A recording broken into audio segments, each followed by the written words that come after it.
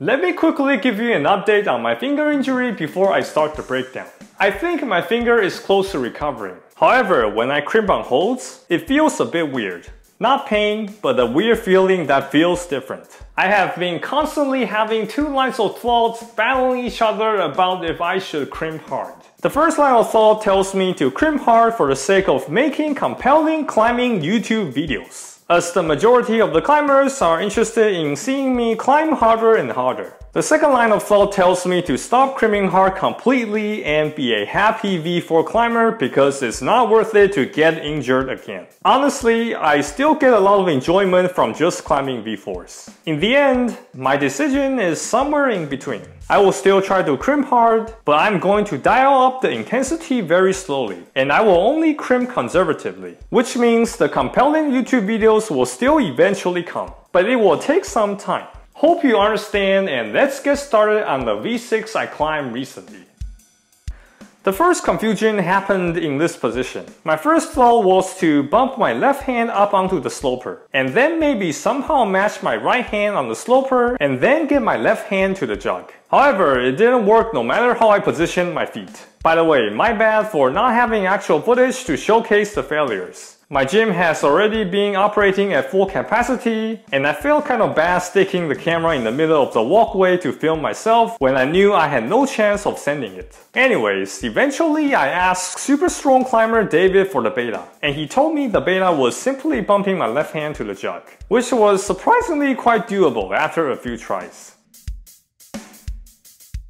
After a few moves, I arrived at this crimp. This crimp is pretty bad. Unfortunately, I didn't have Omar film for me to show you how bad the crimp is, but it was bad enough for me to worry whether I would injure my fingers again when I reached my right hand out while all my weight was on my injured left finger. It took me some time to get comfortable with this move. Here comes the crux that took me weeks to figure out. One guy I met in the gym whose name is Logan sent me this. He dropped his left foot back down to this jug, and then brought his right foot all the way to the chip on the right. However, this beta doesn't work for me because I'm not tall enough. I saw David and strong youngsters in the climbing team simply bring the left hand onto the side pull, bring the left foot all the way up, and rock onto the right foot, and then reach out with the right hand. I tried their beta, but I realized I needed to crimp pretty hard to pull off that move. I think I can do that move pre-injury, but definitely not now. I also saw people matching feet and then bring the right foot all the way to the chip on the right, but I'm also not tall enough to do this. The beta that worked for me is toe hooking the volley. I actually discovered the possibility to toe hook earlier, but I didn't think it was the right beta at the time because of how counterintuitive it is to toe hook correctly. Most of the time when we reach for a hold, we lean back with straight arms and then reach. We don't pull in with bent arms and then reach because that's inefficient.